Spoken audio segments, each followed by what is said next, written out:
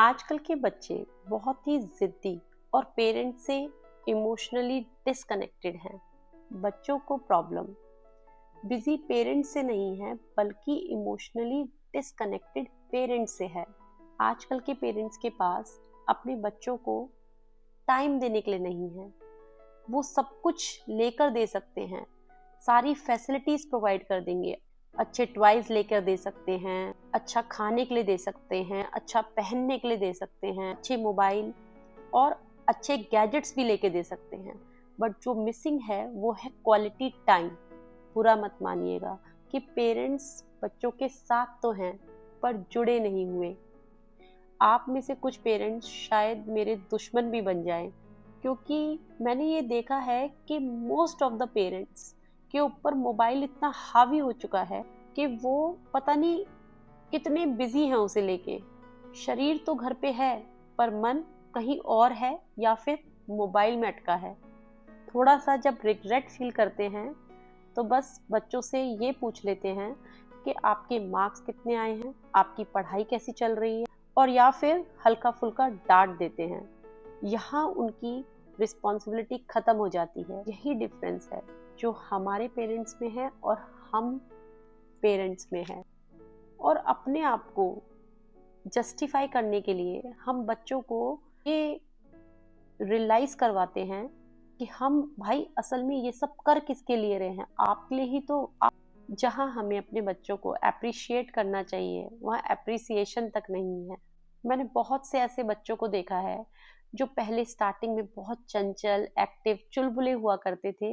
वो आज जैसे जैसे उम्र बढ़ रही है, जैसे जैसे वो बड़ी क्लास में जा रहे हैं, वो चुप होते जा रहे हैं। क्योंकि रीजन सिर्फ एक है, आज के पेरेंट्स बहुत अपनी लाइफ में मस्त हैं और व्यस्त हैं, और इसका एक कारण मोबाइल भी है। तो प्लीज इसके चक्कर में अपने बच्चों को टाइम देना जो आपने बंद कर रखा है उसके ऊपर मेरी आपसे हाथ जोड़कर विनती है कि थोड़ा सा गौर फरमाइए। मैं ये नहीं कहती कि आप अपना काम छोड़कर, अपनी लाइफ छोड़कर पूरा 24 घंटे अपने बच्चे को ही डिवोट कर दीजिए, क्योंकि ये प्रैक्टिकली पॉसिबल नहीं है। आपकी लाइफ है, कुछ रिस्पॉन्सिबिलिटीज हैं, अपनी कुछ लाइकिंग्स है, डिसलाइकिंग्स हैं, ओके। बट अपने बिजी स्केड्यूल में से सिर्फ आधा घंटा अपने बच्चे के लिए निकालिए। उस टाइम ना आपके पास कोई मोबाइल हो, ना कोई काम की टेंशन हो, ना पढ़ाई की कोई बात हो। उससे उस 30 मिनट्स में इमोशनली अटैच करने की कोशिश करिए। मैं एक माँ हूँ, मेरे 2 बच्चे हैं। मैं एक बहुत अच्छी पेरेंट नहीं हूँ, बट मेरी ये पूरी कोशिश होती है कि मैं अपने बच्चों को वैल्यूज दे सकूँ, अच्छे पल उनके साथ बिता सकूं, कि जब वो बड़े हों और अपनी आंखें बंद करके देखें तो उन्हें ये सब ना याद आए कि मम्मा हमें कैसे डांटती थी, कैसे मारती थी, कैसे पढ़ाती थी, कितना टॉर्चर करती थी। वो ये भी याद करें कि मम्मा ने हमारे साथ कैसे वो पल बिताए थे जिनमें हम हंसे थे, जिनमें हमने बहुत सारे मजाक किए थे, हमने बहुत सारे यादें संजोई थी। आप अपने बच्चों को थोड़ा सा, ज्यादा नहीं, बस थोड़ा सा टाइम देना शुरू करिए। मोबाइल को प्लीज थोड़ा सा अपने से दूर कर दीजिए और अपने बच्चों के थोड़ा सा करीब आ जाइए। आपके बच्चे को कोई फर्क नहीं पड़ता कि आप कितना पैसा कमाते हैं, उसे फर्क सिर्फ इस बात से पड़ेगा कि आप उसे कितने पल देते हैं।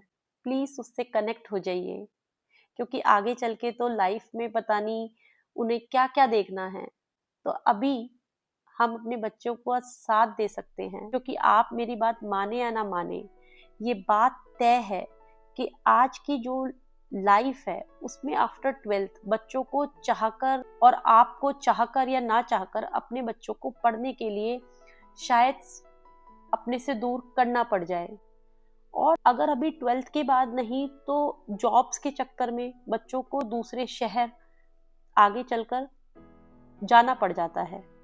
हम मैं खुद भी कई बार इतनी परेशान हो जाती हूँ कि बच्चों से बहुत बड़ी बड़ी बातें करने लग जाती हूँ जो उनकी समझ के बिल्कुल बाहर है। बहुत नादानी करते हैं हम और बच्चों से समझदारी एक्सपेक्ट करते हैं।